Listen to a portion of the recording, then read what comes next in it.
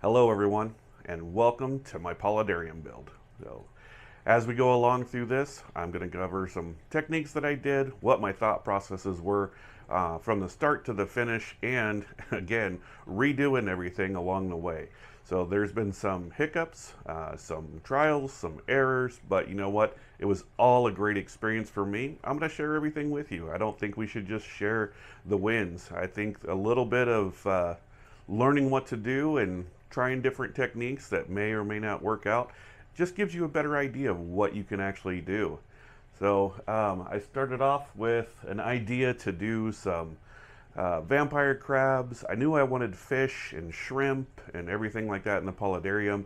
I was originally going to go with morning geckos. Then I realized that if they escape, you're going to have morning geckos everywhere throughout your house. So I've made a couple changes, made some decisions, and I was able to get a good co-pairing of two animals that I've always wanted to take care of.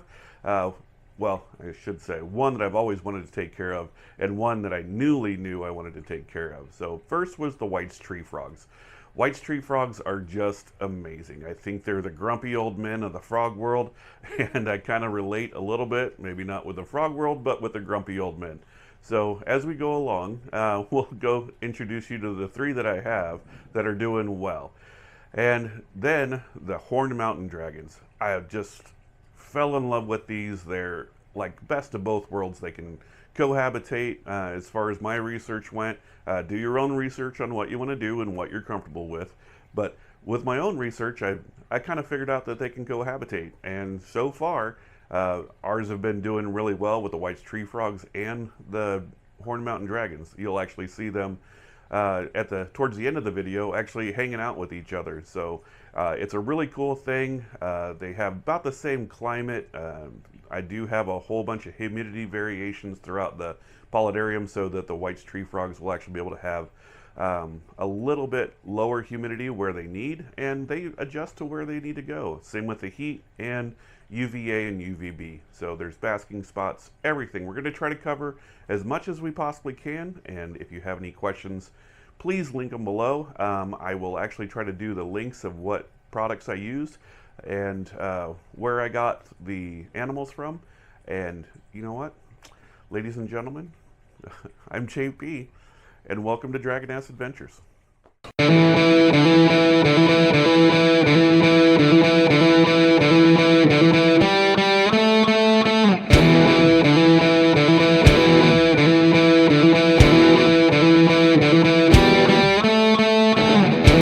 Ladies and gentlemen, welcome to Reva. This is going to go through the Paludarium build. As you can see, there's a lot of life moving around. You got the White's tree frogs, and this is an overnight time lapse of what kind of goes on right now. I've added some different things to the Paludarium since this video, but you know what? It's kind of a fluid thing. Plants die off, plants grow in, we replace the plants, just adding some different things here and there. But without further ado, let's get into the build. I started off with a Reptizoo 36 by 18 by 36 Paludarium. I found some wood that I actually really liked. I thought would be cool inside the Paludarium, and then started off with some 2-inch pink foam board that I was able to add in bamboo skewers to help connect and to add a little bit of structure. You can see how that's going to line up there. I did use hot glue to actually get everything together and was able to 3D print the Skyrim dragon and actually embedded it into the pink foam board. Here I was making sure that I can get the mouth open, inserted the horns, so it looks like it's actually growing out of the back of the wall. I used hot glue to make sure that this was stuck together, and then I pressed the foam board into the paludarium with some adhesive on the back. I used some silicone and started adding in my branches and using some spray foam to get a little bit of the detail that I wanted to be able to get. Next, we started working on the underneath of the platform where the cave's going to go for the aquarium down below. Making sure to carve out the area for the waterproof light that will light up the cave when we get below. We used a little bit of dry lock with some acrylic gray paint to actually tint the color, And then we moved on to starting on the area for the bonsai tree, which turned out pretty well. As you can see, we started filling more in with a spray foam and adding some pots for plants. We started shaving off what we wanted to kind of rough in the rock look for everything and just kind of smooth it out so that the paint and the dry lock would actually stick to everything. Here we have the bonsai tree and the cliff that it's sitting on, and also below you can actually see the shelf that we are creating to put the light in and get the different effects that we wanted to do for the cave. This light actually has several different modes that we can do to kind of change it up as we go along. So this works out really well, and I really enjoy the different tones and features that it allows us to do in the aquarium portion of the Paludarium. We move back up to the top of the Paludarium and actually make sure that we fill in all the cracks and crevices to the around the pink foam board so that we can make sure that we don't get any creepy crawlies back there. Remember, this is going to be a bioactive area, so we're going to try to make sure that everything is sealed as much as possible. We continue to shave and shape and sand and make sure that the spray foam is rough enough to actually hold on to the dry lock and the tinted areas. From here, we moved into a mixture of cork bark and silicone and kind of pressed it into where I thought we needed it. And we also went with a different technique of where we used dry lock and painted it first and then tried putting everything over the dry lock while it was still wet. After rinsing everything off, we lost a lot about the cork bark, so we were actually went through and just highlighted it, and it actually turned out to be a good mix of rock and cork bark, and it really does hold the moisture very, very well. From there, we added some highlights to the dragon's head to get a little bit of color and just added in some green to kind of look like moss. From there, we were able to test the water feature and make sure that everything worked before we started working on the bottom of the aquarium. For this portion of the build, I actually decided to build out a area underneath so that I can put leca, the clay balls, to add a drainage layer and also create a filter area for the fish tank below. So this actually ended up being a really cool addition. We can see the rocks and everything like that here, but it ended up being more of a problem because one of the things I put in there, a coolie loach, ended up getting stuck back behind the grate and somehow was able to wiggle its way through back over to the pump area, and it just seemed like it was stuck. Before that, we were actually able to add some snails and some ghost shrimp to help cycle the tank before we started adding fish and everything like that. We were able to add some plants into the paludarium portion, the upper portion there, and it actually, you know what, it started really looking good. One of the things that I really liked was the fact that we could actually get into the different colors and different lightings and everything. So most everything worked out. But again, once we added the coolie loaches, it became quite a issue. It was at this point that I knew that I had to tear apart all the work that I had done in the aquarium. So once I got all of the rock and bracing out, I ended up draining the aquarium portion of the paludarium and started to rebuild what I thought was a better idea. Added in some dowels and some crate to be able to hold in the substrate, as you can see here. Ended up making a little pond area. This is that in the works. Add a spray foam and it does drain all the way into the paludarium. It did make quite a bit of mess, but once it got done, it created a better waterfall and actually worked out a lot better than I had actually planned. Earlier, we discussed things that worked out and things that did not. This is going to be one of those things that did not work out. So for this portion, let's go back to history, JP, and we will go ahead and listen to see if there's anything valuable out of this. So here's something different for me. So all the white is a mixture of yogurt, buttermilk, and moss. So we shall see. I guess over the 6 weeks coming, we should be able to see some moss growing. This is a Mixture of Christmas moss and weeping moss, so you really don't know what you're going to get. And then up top, I'm going to actually do the flame moss, which I've been working on next, and I'll update after. So this is what I'm starting with.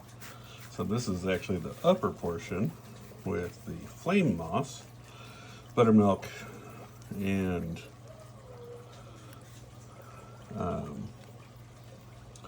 yogurt. So you can see getting mixed up. Oh, that's not good. So, yep, smells just like sour milk, which is pretty much what it is, but that's all active.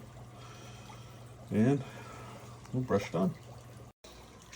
So here's the look of my Paludarium right now. I'm not sure how I'm feeling about this. 6 weeks and moss everywhere. I painted. It didn't even go up above all that, but hopefully it'll spread.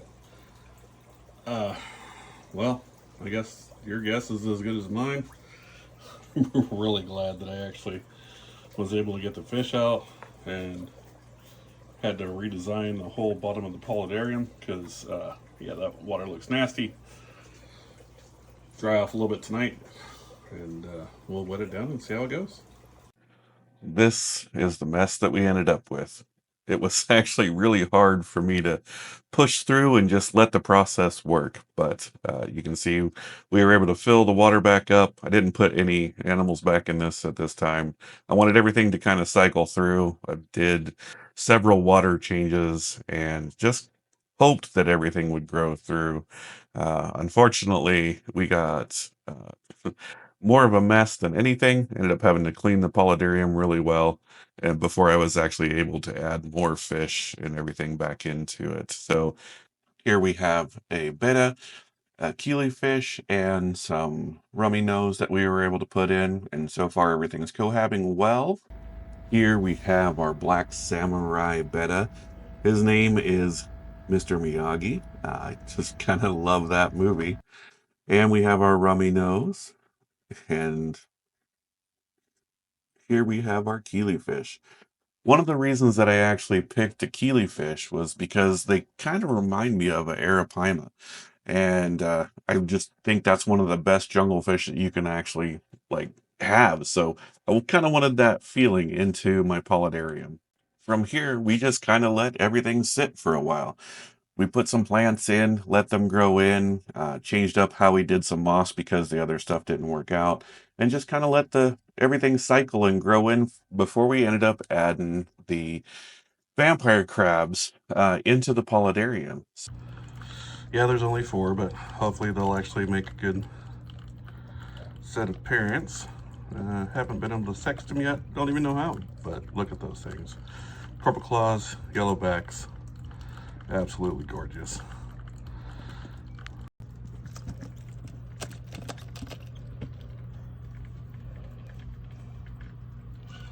There they go.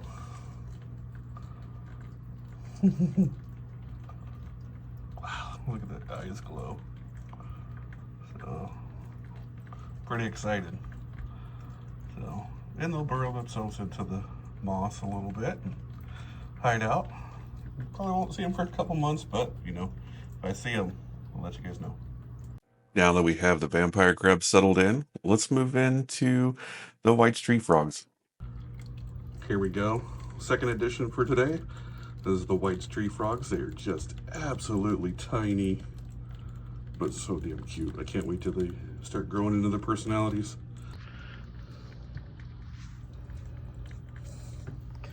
Get a little leaf stuck to your back. Here you go. Oh my goodness. So, here you go.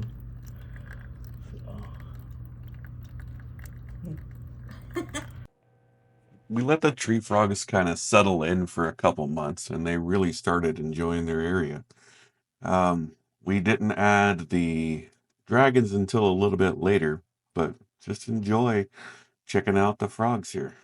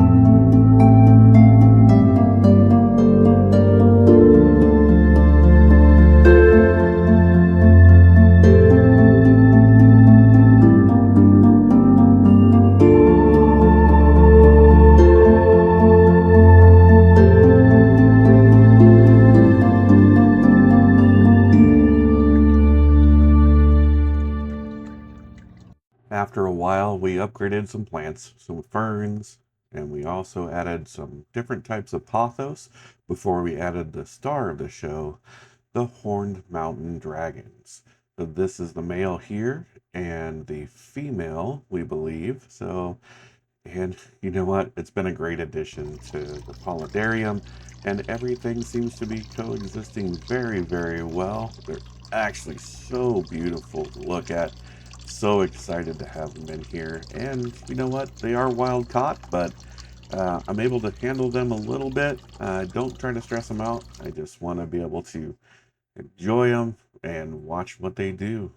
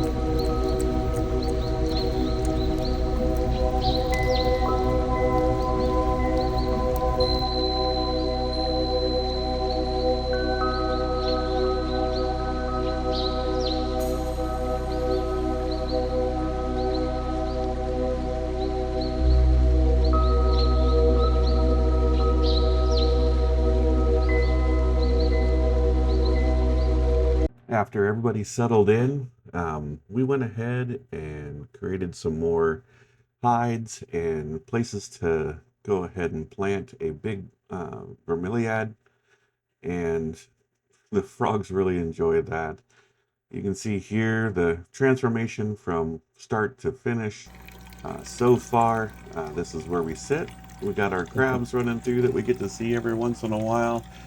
The frogs are really starting to be able to enjoy everything and really get along with the mountain horned dragons. I'm really excited about that portion. You can see here they get along quite well. These two hang out quite a bit, and then the other frogs are not scared to go anywhere into the Paludarium. I hope you guys enjoyed everything, and again, welcome to Riva.